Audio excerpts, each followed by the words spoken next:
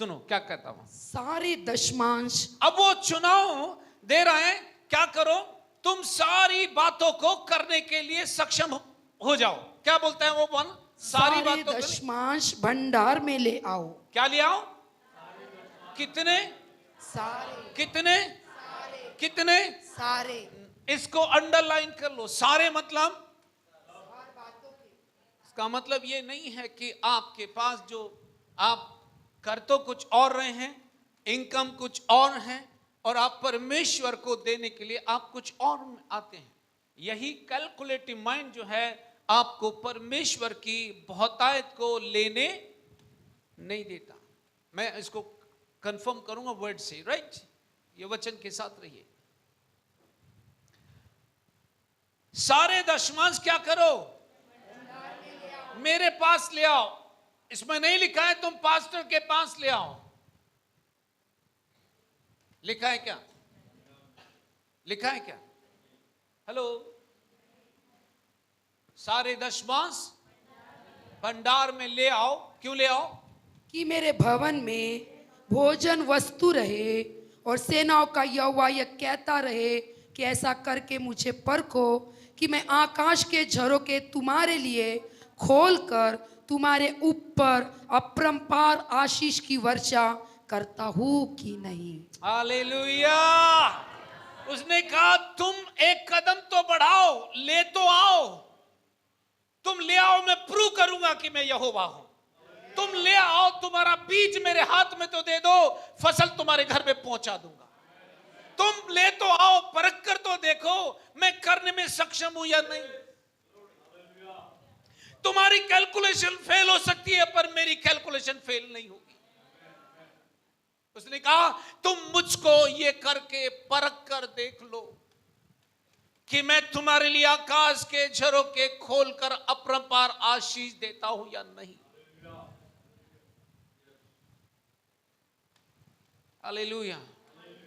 Church बंधुआई में तब रहा जब उन्होंने बीज को नहीं बोया, क्योंकि बीज केवल आपकी आर्थिक से संबंधित नहीं है, पर आपकी चंगाई से भी संबंधित है। हालेलुया। अगर आप बीज बोगे तो बीज के द्वारा आप छुटकारा प्राप्त कर सकते हो। मेरी बाइबल कहती है मत्ती के 8वें अध्याय में एक कोढ़ी उसके पास आया और उसने कहा प्रभु यदि तू चाहे तो मुझे चंगा कर सकता है। उसने कहा मैं चाहता हूं कि तू चंगा हो जा। और जब वो चंगा हो गया उसने कहा जा अपने आप को जाकर याजकों को दिखा, और जो चढ़ावा, जो नियम, जो प्रिंसिपल, जो सिद्धांत बाइबल में लिखा है उसको पूरा कर। जो बात ठहराई गई है पे करने की, उसको जाकर पे कर दे ताकि तेरी चंगाई स्थिर हो जाए। हालेलुया। इस पे स्पेशली यीशु ने कहा जा, जो चढ़ावा, जो नियम, जो अमाउंट, जो चीजें मूसा ने व्यवस्था में की उसके अनुसार जाकर कर दे ताकि तेरी चंगाई स्थिर हो जाए। Hallelujah, hallelujah. बीज केवल आपकी आर्थिकता से संबंधित नहीं है, बीज आपकी हेल्थ से भी संबंधित है। अगर आप डॉक्टर के क्लिनिक को बंद करना चाहते हो, अगर उसे पैसा देना बंद करना चाहते हो, ईमानदारी के साथ अपने बीज को बोना शुरू करो, तुम्हारी हेल्थ उकाबों की नया बल प्राप्त करेगी। क्योंकि लिखा है जो यहोवा की बाढ़ जोते हैं वे नए बल को प्राप्त करते जाएंगे। बाढ़ जोना क्या है? जो कुछ प्रॉमिस में लिखा है अगर आप उसे पूरा करो तो आपकी जवानी उकाब की नहीं होगी। मेरी बाइबल कहती है जब एलिया भाग रहा था और वो एक झाऊ के पेड़ के नीचे सो गया, क्योंकि वो डरा हुआ था कि उसे रानी मार देना चाहती थी। रात वो जब सोया हुआ था उसके पास दूत आया और उसके पास रोटी रखकर कहता है, रोटी रखी वहां पर, उसने कहा उठ और इसे खा, तुझे भारी यात्रा करनी है। हालेलुया। वहां ट्रेन नहीं थी, वहां ट्रेन नहीं थी, वहां कोई ऐसा साधन नहीं था जिससे एलिया लंबी दूरी की यात्रा कर सके, लेकिन वो रोटी जो थी, जो खुदा के बेटे ने पहुंचाई, जो खुदा ने उसके पास पहुंचाई, उसने कहा इसे खा, इसे खा, ये रोटी तुझे सक्षम बनाएगी कि तू भारी यात्रा कर सके। अगर हम परमेश्वर के वचन को लेकर के उसको इस्तेमाल करना शुरू कर दें, वो आपके टूटे हुए अंगों को रिपेयर करने में सक्षम है। Hallelujah, hallelujah. उसने कहा मुझे परख कर क्या करो, मुझे परख कर देख लो कि मैं तुम्हारे लिए आकाश के झरोखे खोलकर तुम्हारे ऊपर अपरंपार आशीष कितनी वर्षा, अपरंपार, दैट में ऐसी वर्षा जिसको देखकर लोग आश्चर्य करेंगे। मैं तुम्हारे ऊपर, उसने कहा तुम्हारे ऊपर अपरंपार आशीष की वर्षा करूंगा। अगर आपको आशीष की वर्षा चाहिए तो उसके प्रॉमिस में जो लिखा है उसे पूरा कीजिए। हालेलुया। मैं नहीं कह रहा हूं, वचन में लिखा है। देखो आगे क्या करता है। मैं तुम्हारे लिए नाश करने वालों को ऐसा धुड़कूंगा कि वह तुम्हारी भूमि की उपज नष्ट न करेगा। हालेलुया। दैट मीन्स जब आप बीज बोगे, तुम्हारे बीच में वो सामर्थ्य की शत्रु के ऊपर छेद देगा। लिखा है कि अगर तुम ऐसा करो, मैं तुम्हारे बीज को नाश करने वाले को, तुम्हारे बीज को नाश करने वाले को, क्या लिखा है सुनो, पढ़ो से। मैं तुम्हारे लिए नाश करने वालों को ऐसा धुड़कूंगा, नाश करने वाले को ऐसा घुड़कूंगा कि वह तुम्हारी भूमि की उपज नष्ट न करेगा।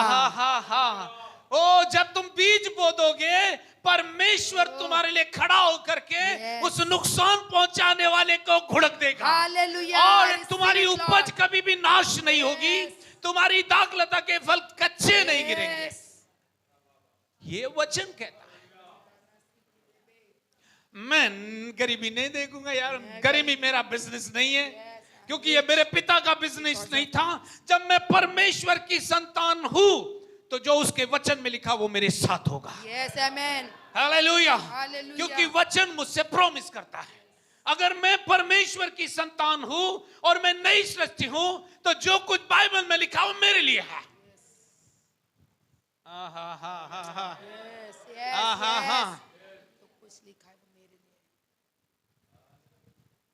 Hallelujah, hallelujah. कौन घुड़केगा आपकी उपज को नाश करने वाले को? परमेश्वर। दैट मीन्स आपके बीज में इतनी पावर है, वो परमेश्वर को भी शेक कर देगा। हालेलुया। तुम्हारे बीच में वो पावर है जो परमेश्वर की कुर्सी को भी हिला देगा, उठने को मजबूर कर देगा। तुम्हारे बीच में वो सामर्थ्य, अगर तुम परमेश्वर के साथ वफादारी के साथ वो करो जो बाइबल कहती है, तो तुम अपने घर में चैन और आराम देखोगे।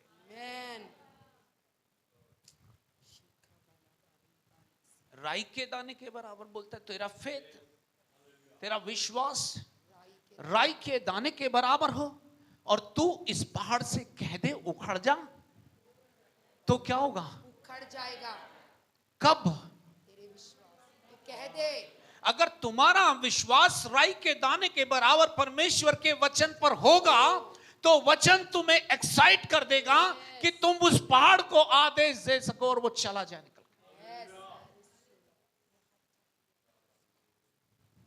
मैं नहीं कह रहा, नई नई छत बनाओ अपने घर की, सोच होगी, विचार होगा तो प्रॉमिस तुम्हारे साथ में है। सोच ही नहीं है, विचार ही नहीं है, तो प्रॉमिस क्या करेगा? प्रॉमिस को लेना पड़ेगा और उसको इस्तेमाल करना पड़ेगा। जैसे प्रतिज्ञा कहती है वैसे ही आप करना शुरू कीजिए, आप अपने घर में चीजों को होता हुआ देखेंगे। Hallelujah, hallelujah. आगे, तुम्हारी दाखलताओं के फल कच्चे न गिरेंगे, सेनाओं के यहोवा का यही वचन है।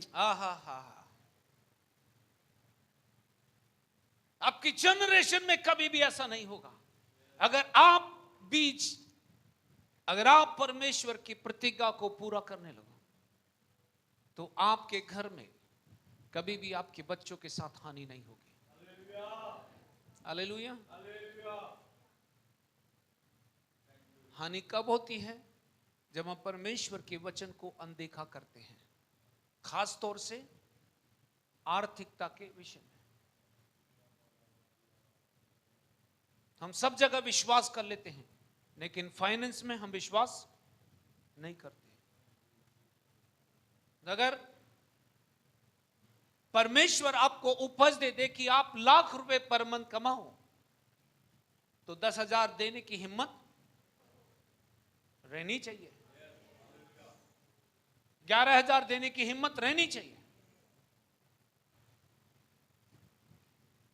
तुम मांगते हो पर पाते नहीं, क्योंकि तुम्हारे पास जो विचारधारा है वो अलग है।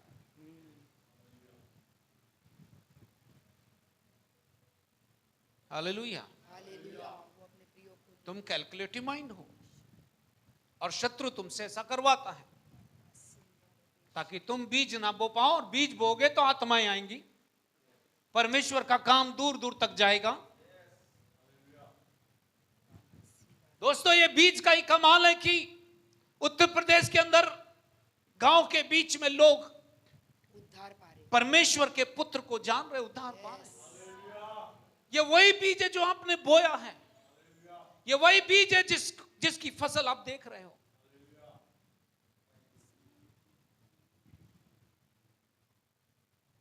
बोलता है तुम्हारी दाखलता के फल कच्चे नहीं गिरेंगे, नहीं, तुम्हारे बच्चों का गर्भ कभी नहीं गिरेगा, तुम्हारे बच्चों के सीड नाश नहीं होंगे।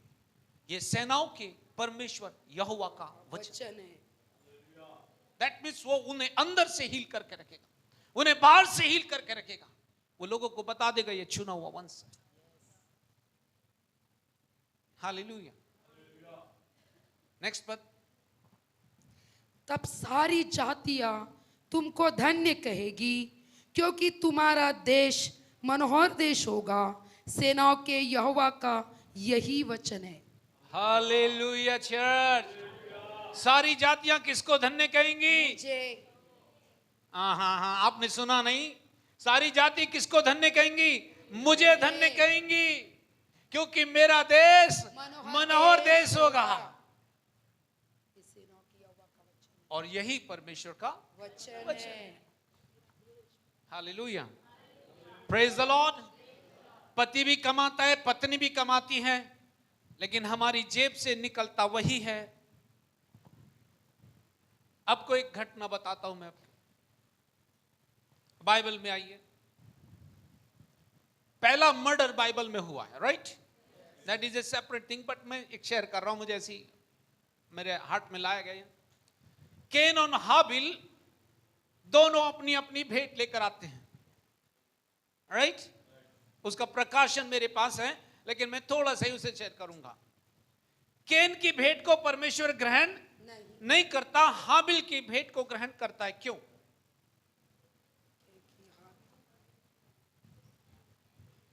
नहीं, दोनों अपनी बढ़ती में से लेकर आए थे।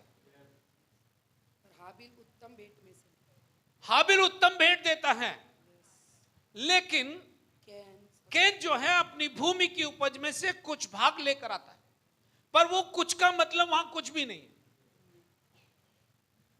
पर सुनिए, बाइबल में लिखा था कि जब कोई व्यक्ति भेंट लेकर आए तो पहलोटे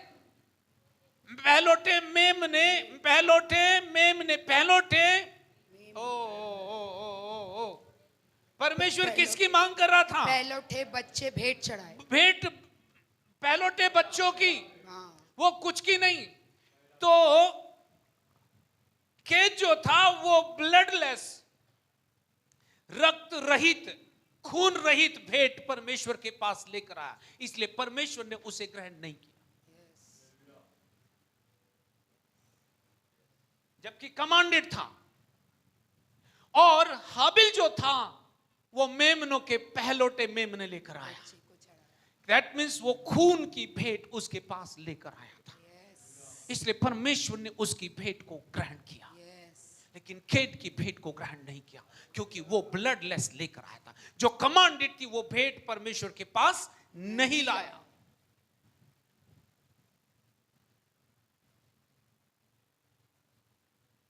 हम जो परमेश्वर के वचन में भेंट के बारे में कहा गया जब वो नहीं देते तो जो कैन के साथ हुआ वो सबके साथ होता है। मैं मर्डर की बात नहीं कर रहा। उसका हार्ट जो था परमेश्वर के प्रति और लोगों के प्रति खराब हो गया। Can you imagine? यस। परमेश्वर ने उससे पूछा तू उदास क्यों है? तेरे मुंह पे उदासी क्यों छाई है? अगर तू भला करे, अगर तू सही भेंट मेरे पास लेकर आए, अगर जो कुछ मैंने कहा वचन में तू अगर उसे पूरा करे तो क्या तेरा भला, तेरी भेंट ग्रहण नहीं की जाएगी? उसकी भेंट भी ग्रहण की जा सकती थी। हालेलुया। अब कौन सी भेंट मैं परमेश्वर को दूं? कौन सी भेंट परमेश्वर मुझसे डिमांड करता है? क्या किसी को इस बात के बारे में जानकारी है कि कौन सी भेंट मैं परमेश्वर को दूं?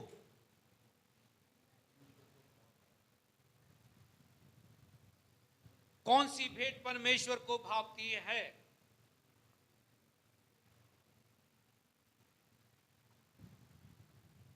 हेलो चर्च, आप तो बाइबल पढ़ते हो जी।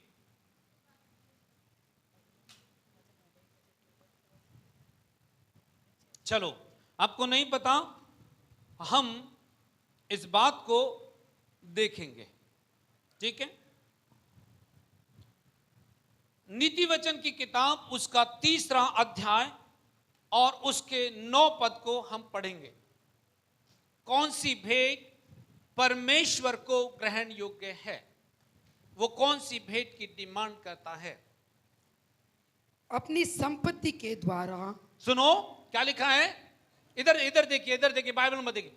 अपनी संपत्ति के द्वारा। किसके द्वारा? भैया थोड़ा जोर से बोलोगे क्या? अपनी संपत्ति के द्वारा। संपत्ति के द्वारा। अपनी संपत्ति के द्वारा। और अपनी भूमि की सारी पहली उपज के द्वारा। बस, अपनी संपत्ति के द्वारा और अपनी भूमि की कौन सी उपज? पहली। कौन सी उपज? कौन सी उपज? पहली। भैया बच जाएगा तो परमेश्वर को दे देंगे, नहीं बचेगा तो पचा लेंगे, ठीक है? नहीं बचेगा तो दे देंगे, नहीं तो महीने के एंड में देखेंगे। सुनो, वचन में क्या लिखा है? पहली उपज के द्वारा। कौन सी उपज देनी है? पहली। इससे पहले कि आप अपना प्रोग्राम सेट करें महीने का, सबसे पहले क्या करना? परमेश्वर के। उसने कहा अपनी संपत्ति के द्वारा और अपनी पहली भूमि की पहली उपज देकर यहोवा की प्रतिष्ठा क्या करना?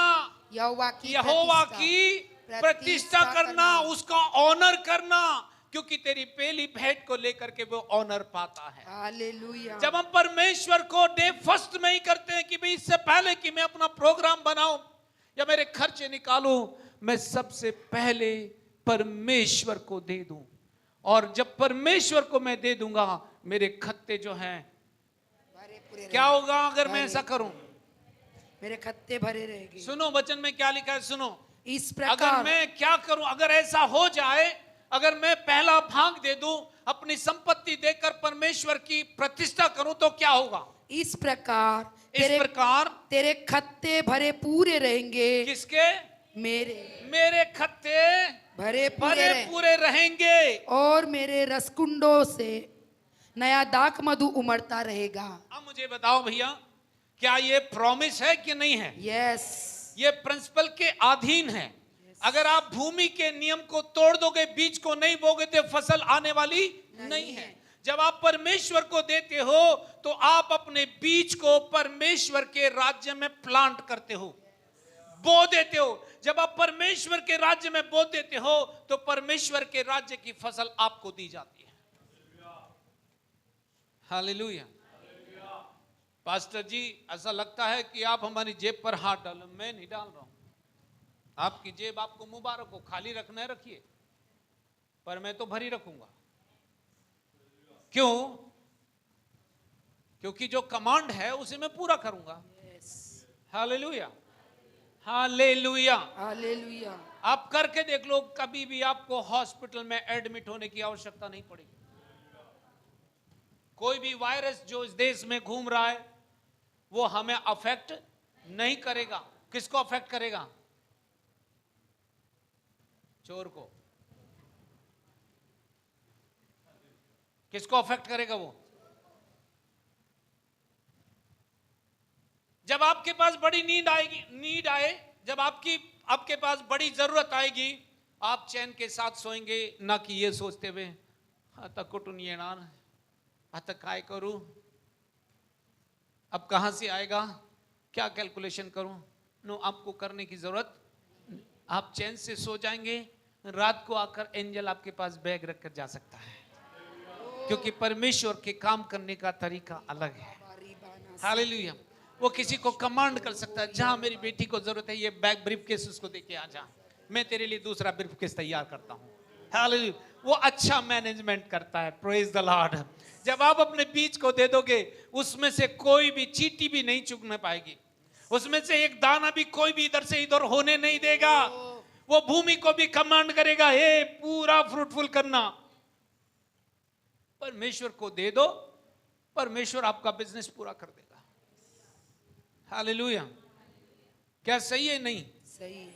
लेकिन हम कहते हैं आधे इधर जाओ, आधे इधर जाओ, और जो बचा हुआ मेरे साथ आओ। जब आधे इधर चले गए, आधे उधर चले गए, तो पीछे कौन रह गया? जब आप आए चर्च में, प्रभु माफ करना, इस महीने नहीं हुआ, अगले महीने कर दूंगी। अगला महीने कभी नहीं आता। आता है क्या? मैं जोक नहीं कर रहा हूं, मैं आपको टीस नहीं कर रहा हूं, मैं कह रहा हूं कि जो परमेश्वर के सिद्धांत का उल्लंघन करते हैं वो कभी भी परमेश्वर की भलाई को देख नहीं पाते। फिर वो कहते हैं हमने प्रार्थना भी किया, हमने बाइबल भी पढ़ा, पर हमारे साथ कुछ भी भला नहीं हुआ। आपका चॉइस, आपका चुनाव आपके पास वही परिणाम लेकर आएगा जो आपने चुना है। यस। अगर आपने ना देना चुना है तो परिणाम भी शून्य होगा। अगर आपने परमेश्वर के वचन के आधार पर सही चुनाव किया है तो भरपूरी आपके पास आएगी, क्योंकि भरपूरी के लिए वचन जो है कमांडेड है। हालेलुया। क्या मेरी बात से सहमत है या नहीं? नहीं। एक और मैं आपको दो ऐसे उदाहरण देता हूं बाइबल से जो आपको समझ देंगे। यीशु ने 5000 लोगों को खिलाया, सही है?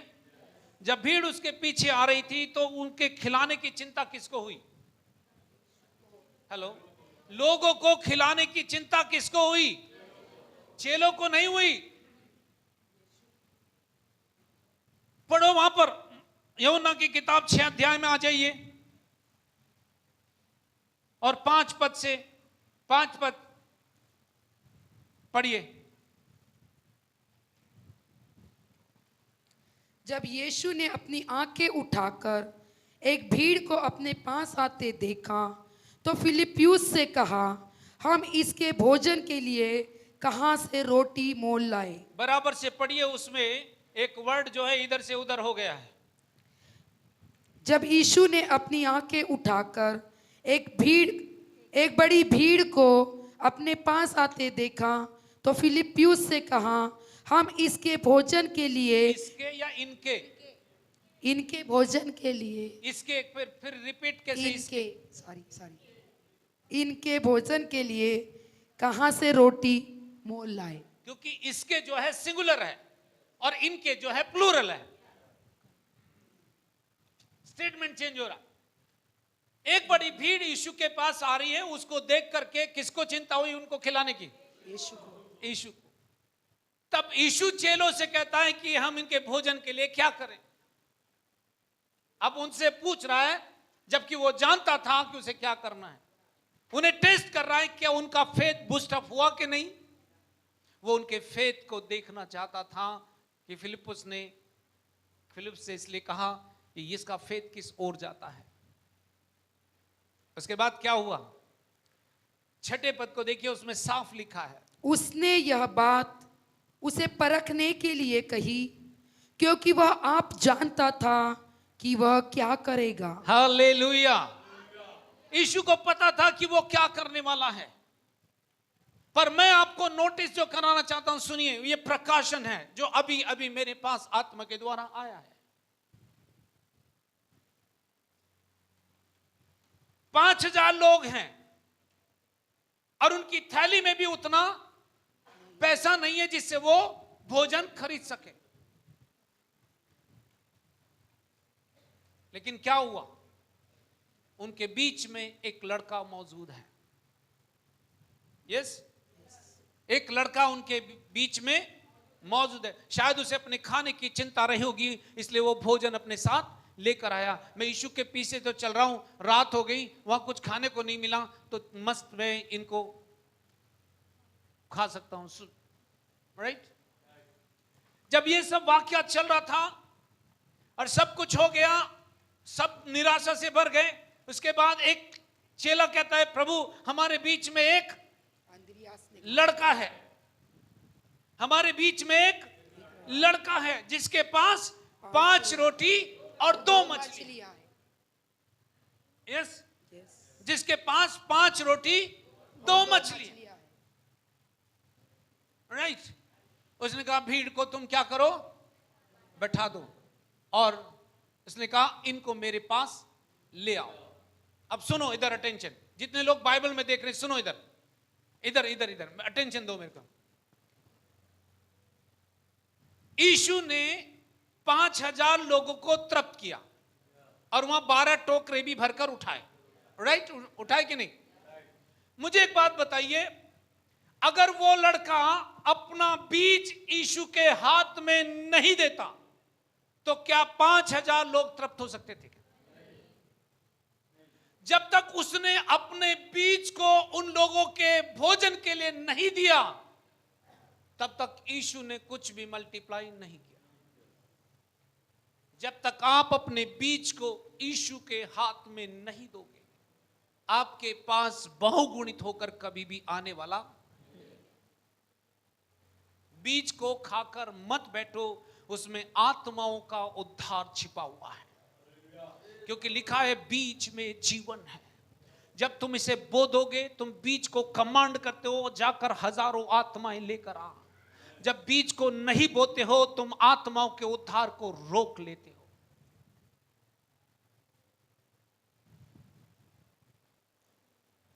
पास्टर जी किस आधार पर यह बोल रहे हो? पौलुस की यात्रा को देख लो, लोगों ने उसे भेंट दे देकर आगे भेजा और वो जाकर सुसमाचार सुनाता रहा, और वो कहता है तुम्हारा धन्यवाद हो ए थुसलुंकी कलीसिया, तुम्हारा धन्यवाद हो कि तुमने अपनी भेंट देकर मुझे जाकर के सुसमाचार सुनाने का मेरा सहायता की। हर जगह पर कलीसिया जो थी उसे उठाकर आगे लेकर जाती थी, और उसका आगे जाना लोगों की आत्माओं का उद्धार था। अगर वो भेंट नहीं देते थे, बीज नहीं बोते थे, तो वो आगे नहीं जाता था, और आगे नहीं जाता था तो आत्माओं की फसल नहीं काटी जाती थी। हालेलुया। 5,000 लोग तृप्त हो गए, हुए कि नहीं? 5,000 लोगों ने खा लिया, राइट? लेकिन 12 टोकरे बच गए, राइट? ये 12 टोकरे जो बच गए, यीशु ने इनको अपने पास रख लिया होगा। हाँ, किसको दिया? बच्चे को।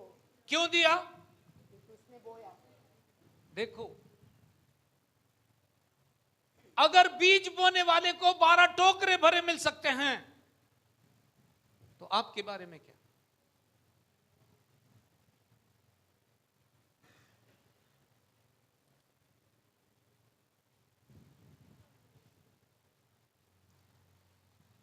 हालेलुया। गंभीरता को समझ लीजिए। आप वचन के साथ रहोगे तो वचन की महिमा को आप देखोगे। आप वचन के साथ नहीं रहे तो आपके पास कुछ भी आने वाला नहीं है। ये लड़के ने अपेक्षा नहीं की थी कि मेरे पास बहुत भरपूरी होगी, पर जिस मोमेंट उसने यीशु के हाथ में दे दिया, उसी मोमेंट से भरपूरी उसके घर आंगन में आ गई। भरपूरी उसने मांगी नहीं थी, पर चूंकि बीज दिया तो भरपूरी चल कर आई। हालेलुया। अगर आप परमेश्वर को अपनी भेंट दे दोगे, इसलिए मत दो कि चर्च की नीड है, इसलिए दो कि नहीं, हमें इस चर्च को एक्सपेंड करना है, हमें परमेश्वर के काम को बढ़ाना है, हमें न जाने और अलग अलग स्टेट में जाकर परमेश्वर के काम को करना है। आप नहीं जा सकते, कोई बात नहीं, जो जा सकते उनको भेजने का प्रबंध कर दीजिए, तो वो आगे चले जाएंगे। हालेलुया। पर हम बहुत ज्यादा कैलकुलेटिव हैं। हालेलुया। दूसरा उदाहरण एक जगह पर और आया। एलिया से परमेश्वर कहता है, एलिया, ये नाले का पानी सूख गया है और कौवों को भी मैंने मना कर दिया है कि तेरे को अब भोजन देना बंद कर दे। अब एलिया कहा, प्रभु तुमने बंद किया है तो कोई दूसरा रास्ता ओपन किया होगा। एलिया के पास परमेश्वर का वचन आया, मैं तुझे एक सारपत नगर की विधवा के पास भेजता हूं। हालेलुया। और परमेश्वर उसे सारपत नगर की विधवा के पास भेजता है, बोलता है जा, मैंने तेरे खाने का इंतजाम उसके पास करके रखा है। यस। उस विधवा के पास ऐसा क्या था कि परमेश्वर ने एलिया को उसके पास भेजा? अगर आप बाइबल पढ़ो तो वहां पर लिखा है कि वो विधवा जो थी, जब एलिया उस भूमि पर आया तो वो एक जगह बैठ गया। उसने देखा कि एक विधवा लकड़ी जो है बीन रही है, लकड़ी इकट्ठा कर रही है। कैसे जाना कि वो विधवा है? क्योंकि वहां पर विधवाओं का एक पहरावा था। हालेलुया। विधवाओं का एक पहरावा, एक पोशाक थी जो विधवाएं पहनती थी, उससे वो पहचानी जाती थी कि ये विधवा है।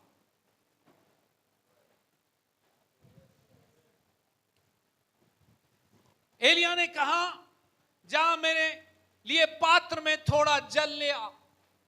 जब उसने मुड़कर देखा तो उसने समझ लिया कि यह नबी है, क्योंकि नबी की भी एक पोशाक थी, नबी का भी एक पहरावा था।